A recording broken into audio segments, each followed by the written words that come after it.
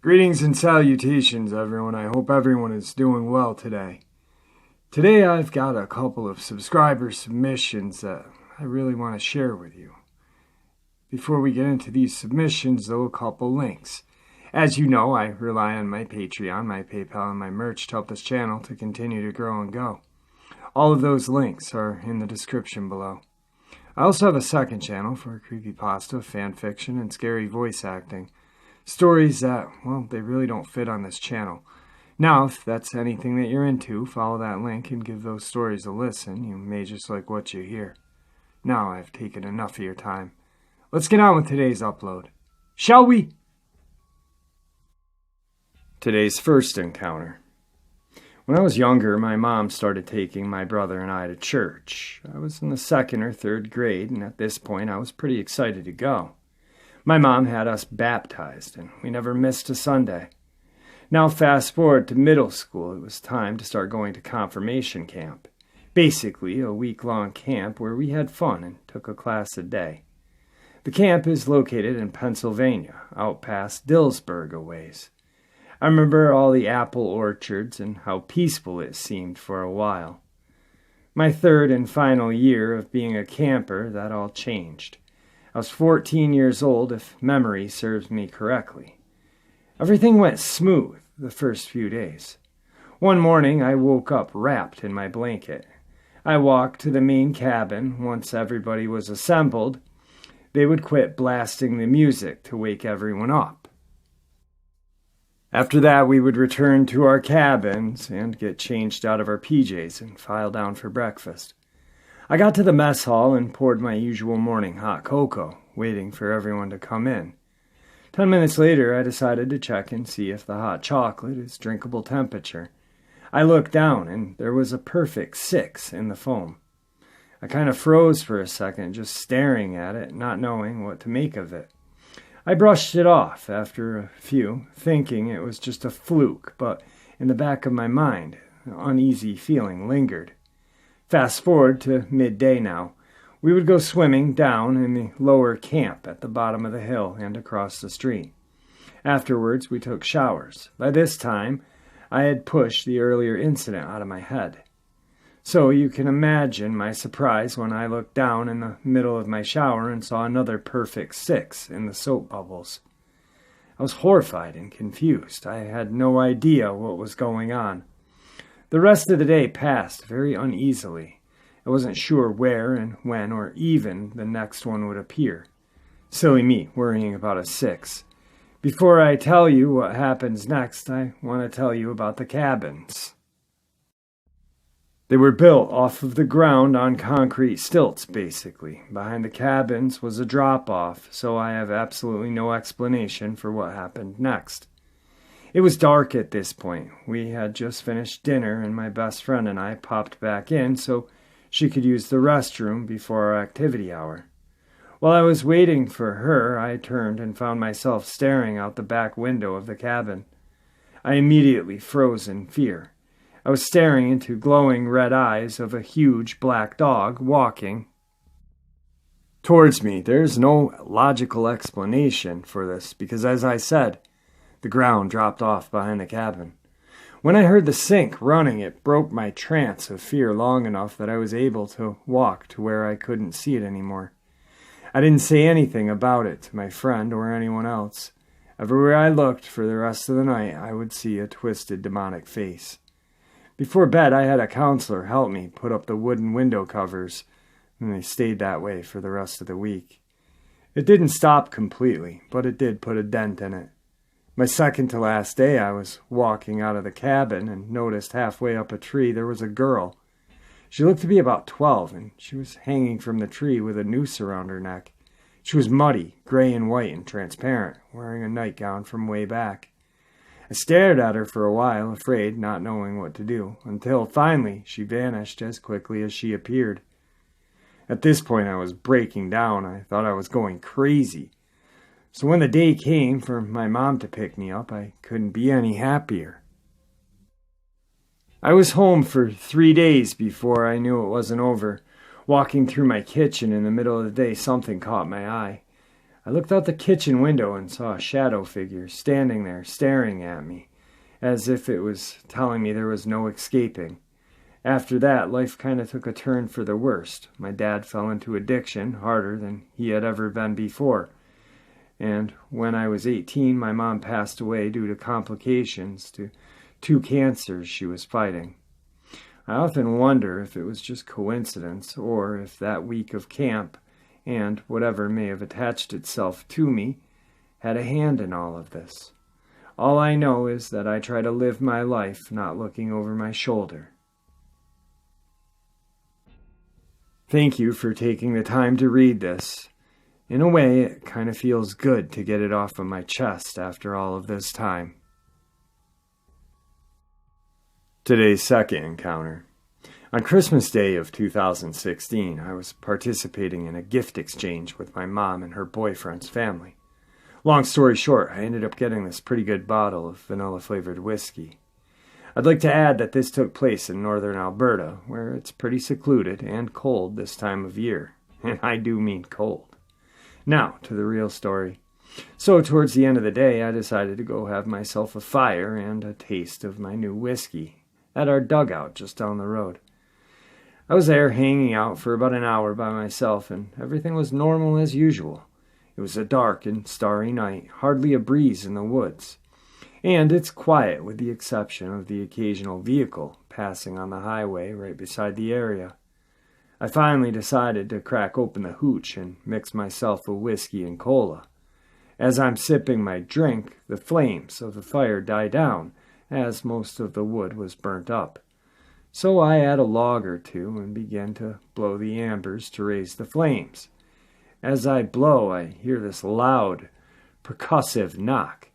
Not cracking, not popping, but a knock. Wood on wood, no mistake about it. I estimate the sound to be roughly within 20 yards, as it was crystal clear and loud. My heart is beating 1,000,000 miles an hour, and my grip tightens around my utility shovel, the only protection tool I had. I remain as still as possible with my head facing the blackness of the woods, where I heard that knock. I have no flashlight to shine in the area aside from my iPhone light, which was useless. I wait for whoever or whatever to make a move. I'm convinced that somehow someone stopped on the highway and snuck out behind me without noticing, and was trying to mess with me. I should add that my town is quite rough. A lot of criminal activity happens here. Thievery, robberies, and occasional shooting, as there's a decent amount of crazy folk up here. So as I'm waiting for whoever or whatever to make their move, I consider yelling out, "Who's there?" I resist that urge, however, as I was so amped up that if someone was to answer my call, I was sure that I would charge and seriously injure or kill that person out of fear. So I sit it out quietly for a few minutes and just listen. After about 2 minutes without hearing anything, I decided to pack up. I very gently and slowly gathered my cup, whiskey bottle, and garbage, put it into my backpack, and made my way to my quad, all the while listening and watching that same area. The quad was parked about 5 yards ahead of me in the direction of the knock. As I turn on my quad, the lights are shining in that direction. I took a quick look into the woods ahead of me to see if I could notice anything out there. Nothing. So I hightail it out of there and quickly park the quad in the garage and head inside for bed. I get up the next day and head out back there to look for tracks, as it had snowed Christmas Day. A fresh, new 1.5-inch blanket of snow covered the land, and I was convinced that I'd find tracks of whoever or whatever made that knock. I walk over to the area and see nothing, so I decide to circle the whole dugout, just to be sure there was nothing. I didn't see a single disturbance in the snow, aside from my own tracks. Not even a rabbit track. I was completely alone out there. I tried to come up with an explanation, but none would make sense to me, except for one. One, a person? No footprints. I would have heard their steps crunching in the snow trying to sneak up. 2. An animal. No tracks. What animal can grab a piece of wood and knock it against a tree? 3. Trees freezing, thawing.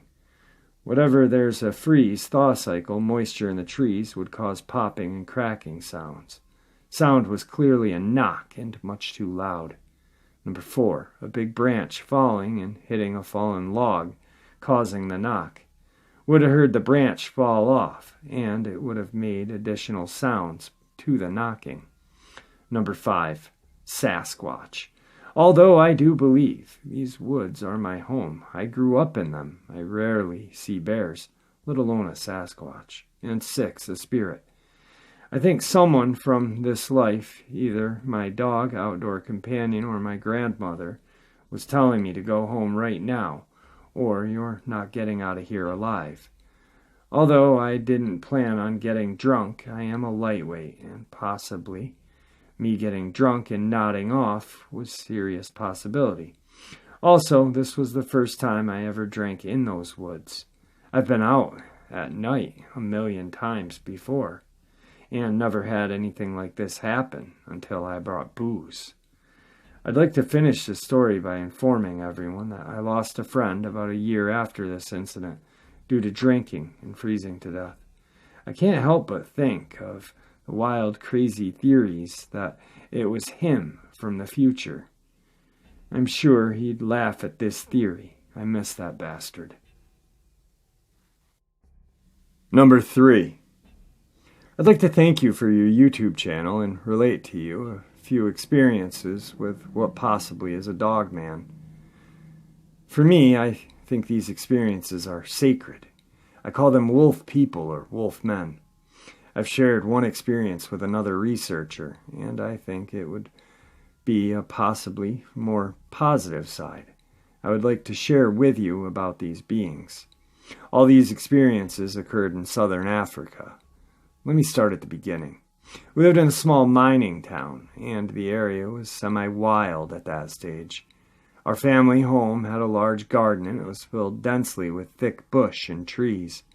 My family, although South African, still believed in fairies and sacred plants, as one would if your ancestors came from Europe 100 years ago. As a result, we had hawthorns and oak tree and various other plants that were meant to protect you from bad energies. Anyway, one night when I was 5, I heard and saw a wolf man in my mind. He called me in my mind. He told me that I needed to leave the house and walk slowly around the entire perimeter of this huge, scary garden. It was very late at night, and I remember having trouble reaching the door handle on the back door because I was very tiny as a child, and then once successful, being able to sneak out. He told me they were there to test me. He said that if I could walk around by myself slowly and not panic and run screaming, it would mean that I had a warrior spirit. I know, this sounds nuts. Anyway, I started to slowly walk in the pitch black by myself, and I reached the area where the oak trees grew. I could see a group of wolf people standing there watching me.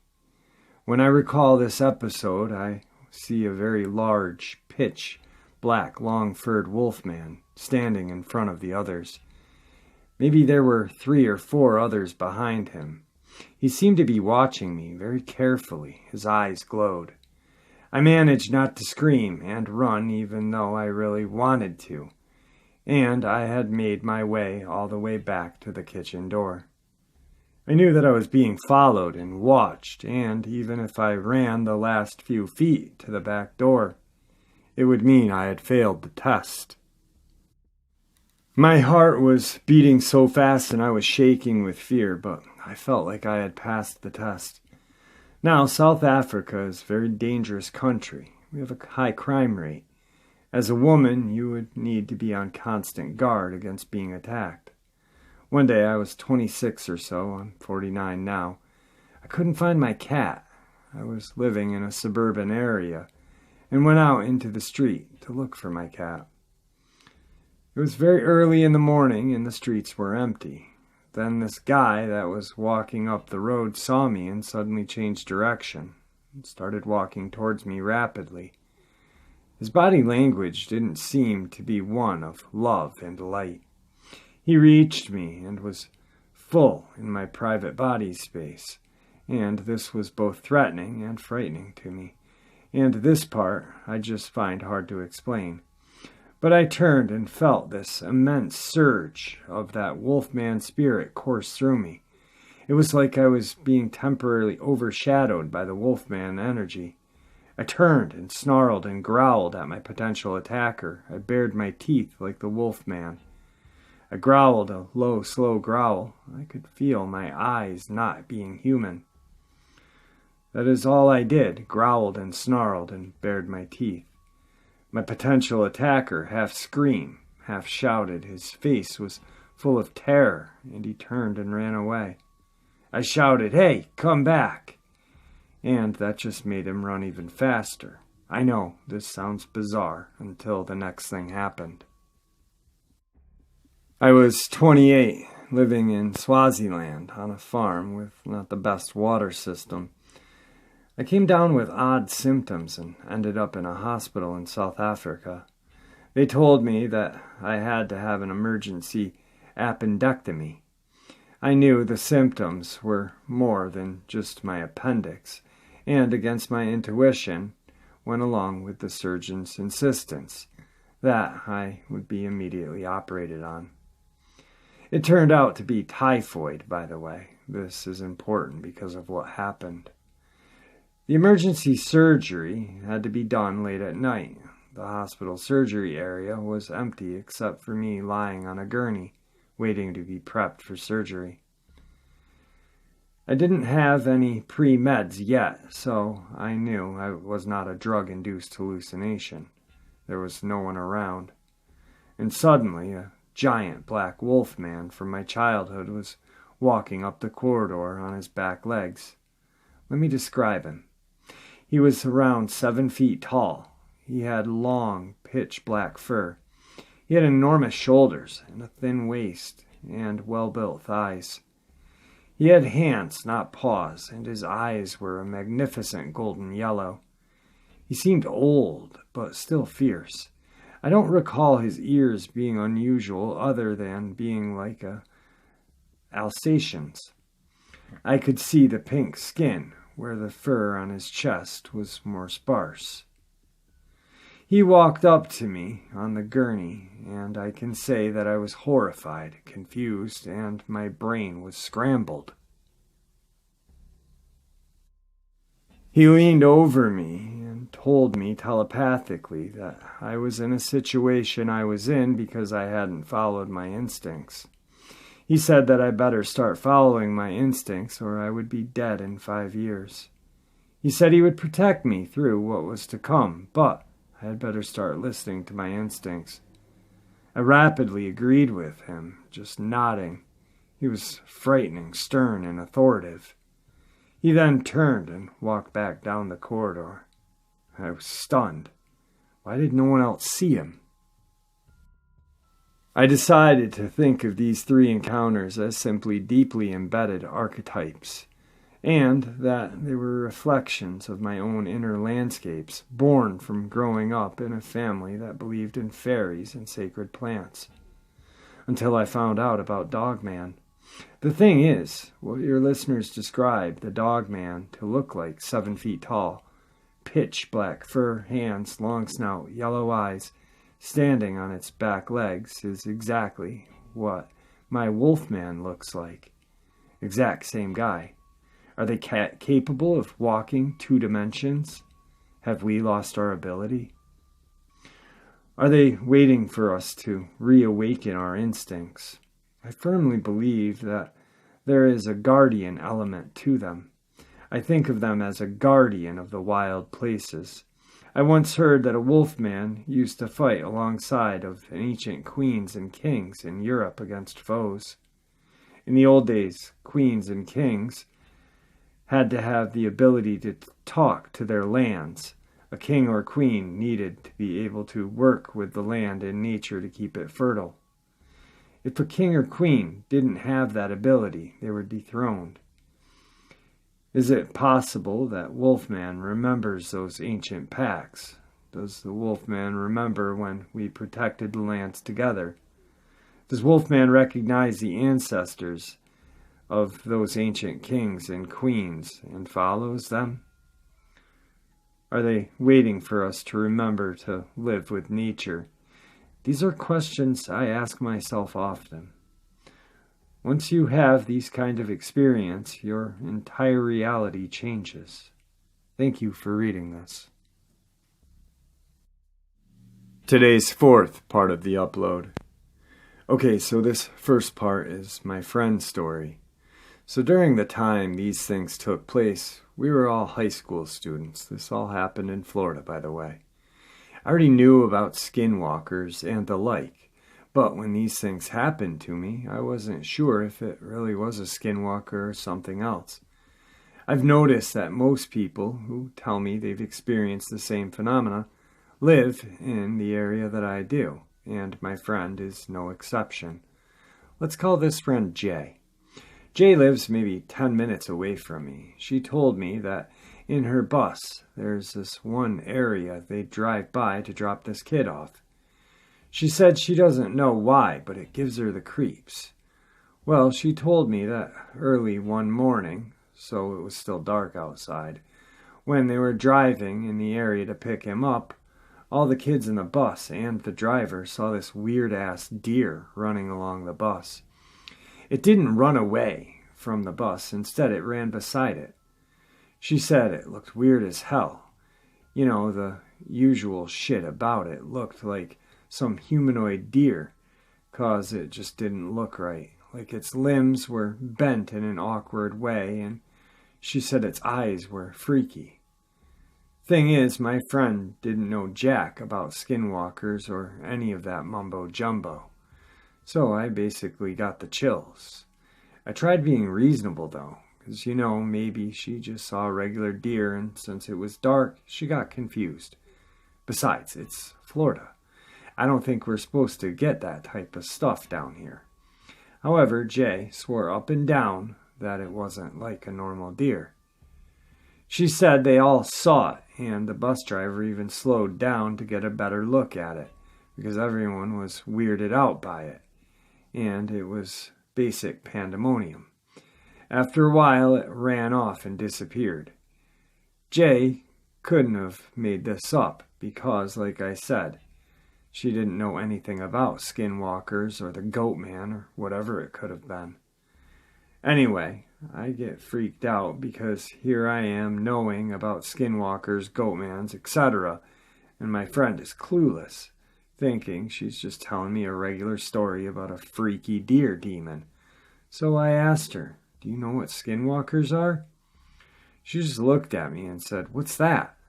I Googled her and showed her the descriptions of skinwalker, and she goes, "Yeah, that's what I saw, except it had the head of a deer." She kept saying it didn't look like an animal or a human, and that after a while the kid from that bus stop didn't come back, although that doesn't necessarily have anything to do with this, unless you want to go wild with what might have happened to him. So we were freaking out together because what she said reminded me a lot about what I heard at night, about it not being animal or human. See, a couple of years before she told me this story, I found myself one night sitting in my backyard, like really early, maybe 3 a.m. or so, because I was thinking about things due to personal reasons. I was just kind of chilling and enjoying the silence when all of a sudden I hear this really freaky echoing scream from really far away. The only way I can describe it is as if it was a woman and a cat were trapped together inside of a bag and screaming like they were about to get murdered.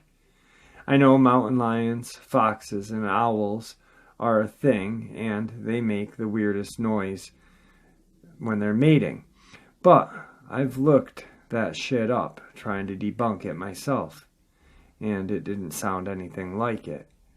Like, usually you'd be able to tell if it was an animal. It's just common sense.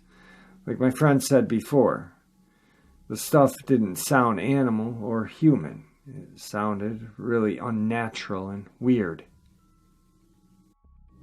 Now, me being me, I was pretty unfazed at first. A little concerned, yeah, like at first. It was really far away, and I thought it was a woman, and I actually thought they'd be killing people in the streets at 3 a.m.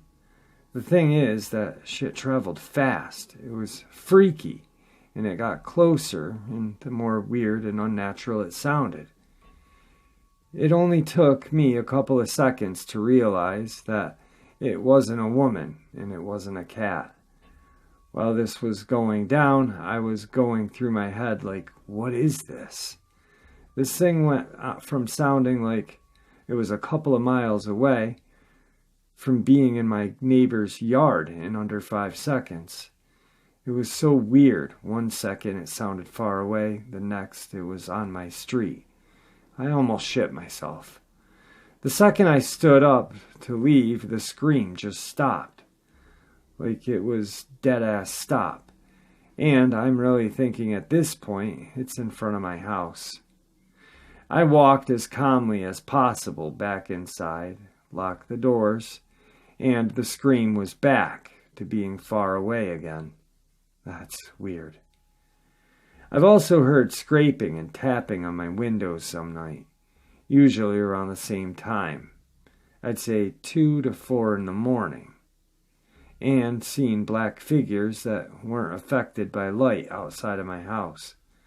To add detail to these things, so you can get the feel for it, basically what happened is that I was doing a project for class, and since I procrastinate like a pro, I'm up until 2 in the morning. I go to wash my hands from all of the graphite, and as the water's running, I hear scraping against one of the bathroom doors that leads to my backyard. Now, most of the door is made up of this glass panel that kind of made everything look like a bunch of blurry globs if you try to see out of it. And for a split second, I thought I noticed something pointy and ash gray scraping against the window. It almost looked ghost-like. I turn off the water and wait a minute, and it comes back, scrapes again. Now I'm trying to not freak out, but my hands are shaking. It's stupid, but I actually whispered, "What are you doing?"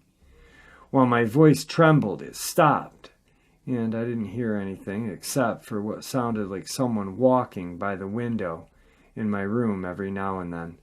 It continued that way for some nights as well. Off and on, I would be hearing footsteps by my window, and even a tap or two some nights. Sometimes I just ignored them, and other times I looked out to see if someone was there. But there was no one there ever. Another night, I had been outside in my backyard again after having a rough day. It was maybe 3 or so in the morning. I'm sitting outside on the trampoline, just relaxing. I suddenly notice it's absolutely quiet. Like that kind of uneasy silence that almost feels like a vacuum. I get this feeling of dread, like I'm being watched, and I snap my head to the left and catch a glimpse of a humanoid black figure ducking under the other side of my fence immediately.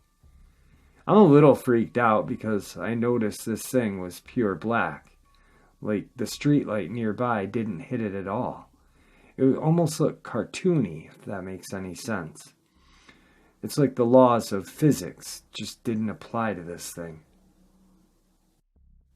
Now see, the reason I'm ranting about this is that I told both friends and my own story in psychology class at the same school. A lot of kids there live around my area. I mean, like 5 to maybe 15 minutes away, max. And they all started screaming, and the entire class went batshit crazy when I finished, because apparently they've all experienced the same stuff. One girl told me she also heard tapping on her windows at night and heard the screams. It freaked me out, because she explained it the same way I did. She said it sounded like a woman or a cat, but really not like either. Another one of my friends who lives really close by told me she saw dark figures in the woods and heard the screaming. Pretty much everyone has heard the screaming. It sounded the same. That's the thing, in a completely different time frame. That's what weird, because everyone's voice sounds different. So how could she describe the same exact thing I did? You know, like if people were really killing each other out there. None of us thought it was an animal either. We all then agreed that at that point our town was haunted, but I don't know. I mean, if there's any animal that sounds like that, I want to know, because that stuff didn't sound like anything I'd ever heard before. So I want to be enlightened. The only person I've ever heard who's seen anything remotely specific is my first friend from art, who went on the bus, and apparently it's like really bad to talk about skinwalkers, or even worse if you see them. It's like bad mojo. Those things are said to be able to travel very quickly, so thinking about that made it seem that was what I experienced. I experienced a skinwalker.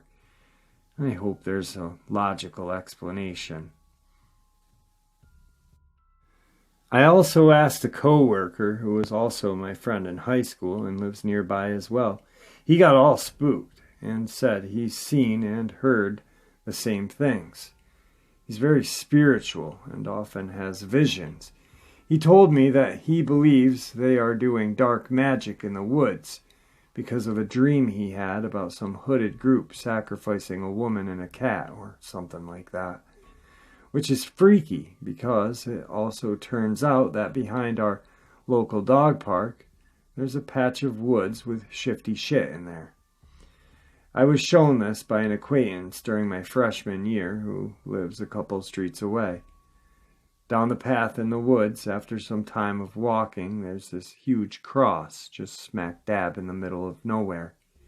It's basically raw, crooked-ass wood nailed together into a cross with a rope hanging from where you would put your hands if you were getting crucified.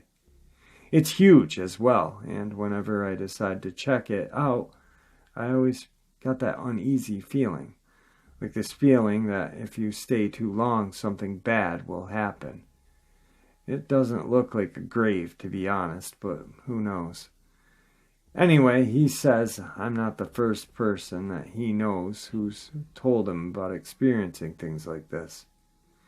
He also told me he had his own experience with some sort of humanoid. He says he once saw one and it turned and looked at him directly in the eyes, as if immediately knew what it was thinking. So basically, we don't mess with the woods anymore. Alright guys, a couple of terrifying encounters that I really wanted to share with you. Some spiritual, some physical. Either way, just straight up terrifying. I hope you guys enjoyed these encounters, and I hope you guys in the next couple of days stick around for the announcement. With that, I'm going to bid everyone farewell.